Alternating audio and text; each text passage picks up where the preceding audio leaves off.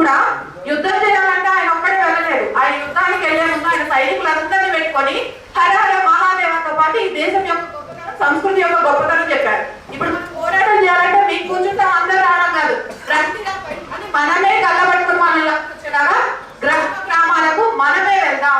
అలా వెళ్లాల్సిన అవసరం ఉంది. అన్యమతాలు చేస్తున్నాయి, ఎందుకు జనాల్లోకి వెళ్తున్నారు అనేది తెలుసుకొని ఆ రకంగా ఈ రోజు తిరుమల తిరుపతి దేవస్థానం ఒక దివ్య క్షేత్రంగా అదొక్కడే కాదండి, కబంధ హస్తాలు, ప్రభుత్వ కబంధ హస్తాల నుంచి ఆలయాల విముక్తి చేయడం కోసం పోరాటం చేయాల్సింది. ఆ సమయం నిజంగా ఇప్పుడు రావడం చాలా చాలా చాలా సంతోషంగా ఉంది.